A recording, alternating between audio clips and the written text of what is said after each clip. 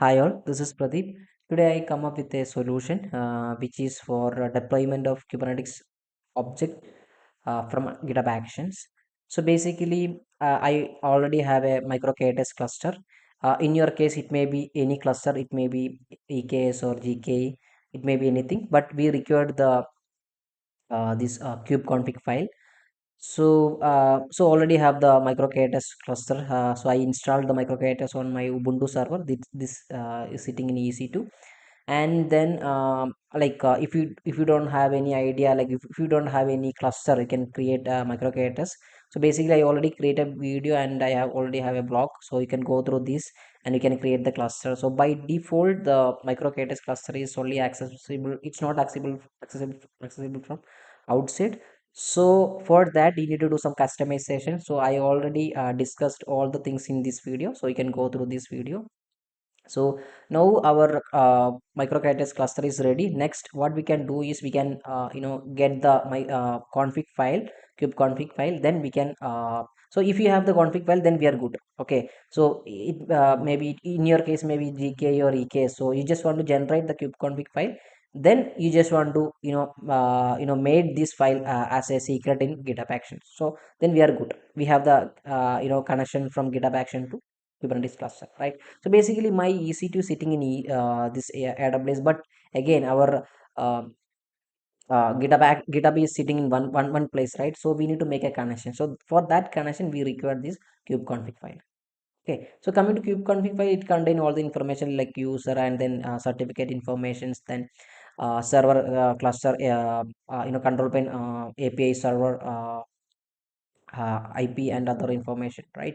So I already have the cluster config file. So we can take this data and we can make it as a secret in GitHub Actions. Okay, so coming to GitHub Actions, so we can go to GitHub Actions site. So I you can as of now you can ignore this three file.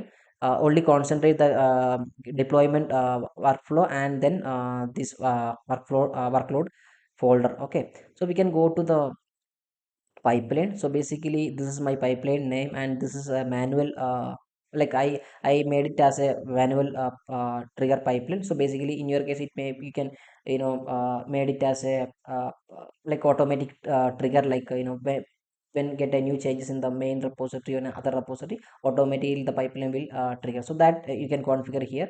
So for me it's a manual trigger. For this is a testing purpose. Then here this is a main area, like I'm mentioning like which OS I need to use for running this pipeline.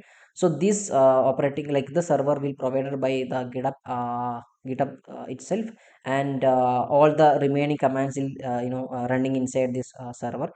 Maybe in your case you can create a EC2 runner and you can attach it to the GitHub and then you can use that runner also here, but I'm just using the GitHub provided runner. Then this process will download like do the checkout, the code, all the code, this all the code into this Ubuntu server. Okay, then what we are doing going to do is here, this is the main area, we are making the connection. That means I already added the secret. We can go to settings. Yeah, we can go to settings and then secret and variable, then action. So here you can see I already created the the secret, and you can add new secret also. Just want to copy paste this config file. Okay, this data you need to copy paste to this secret. Okay, then we are good. But because here what is happening is we are creating a folder. So this cube folder. Then what we are doing is we are taking this data, secret config data. So we are taking this data, that means this config file information, and then what we are doing is we are storing that data into this folder, cube config file inside this server. So now then we are making the exact permission.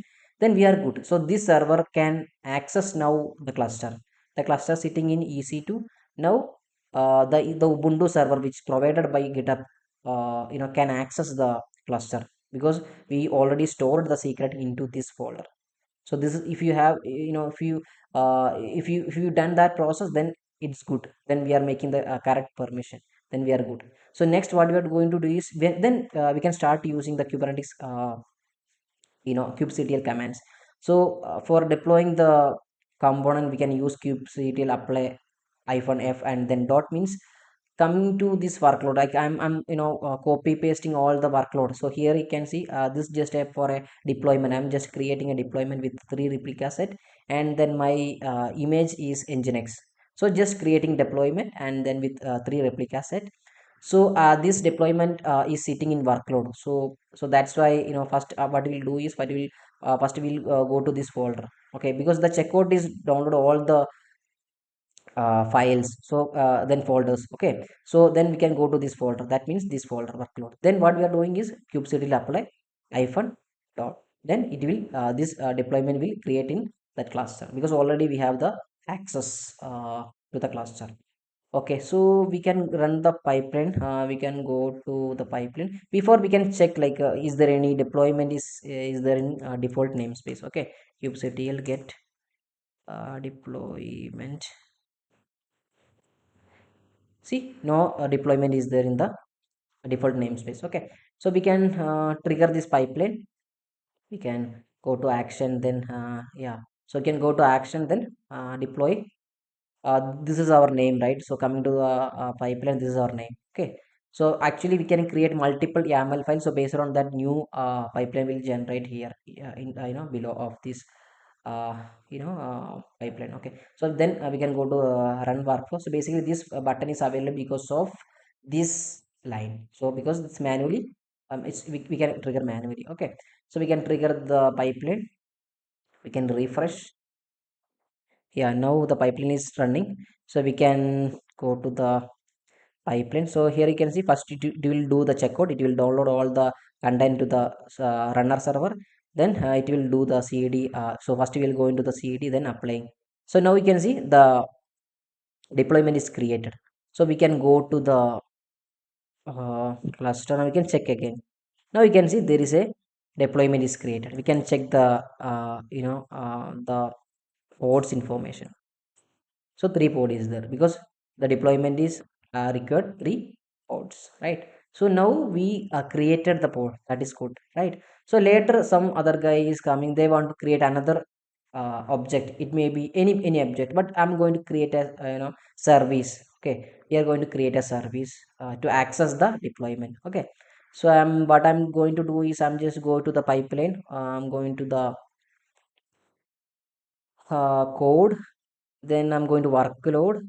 I'm creating a new file. Okay, create a new file, svc. Okay, I'm going to create a new file.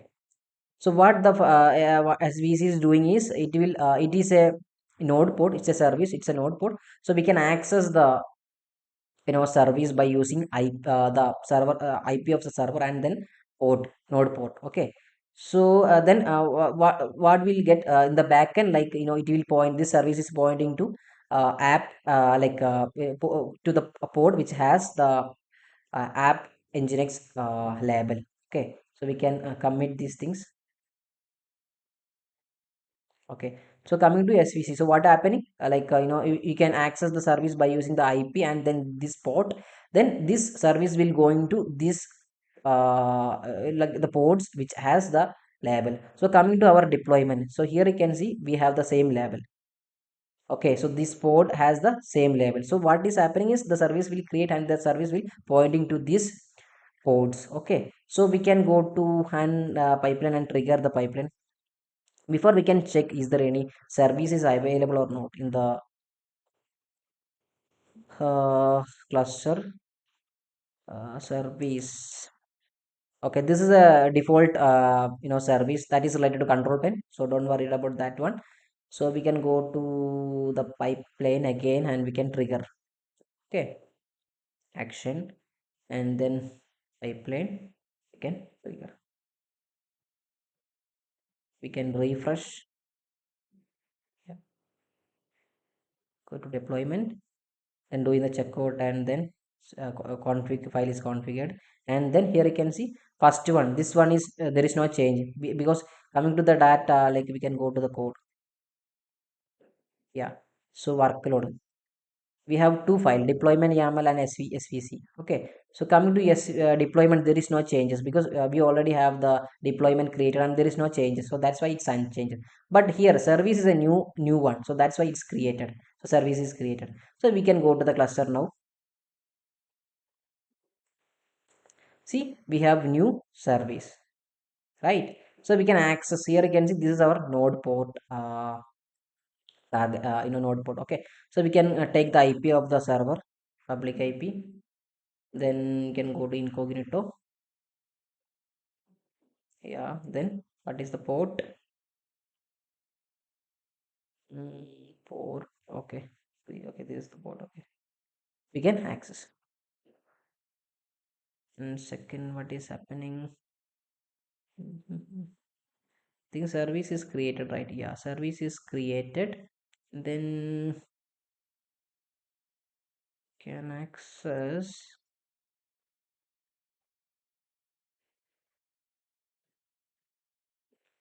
Okay,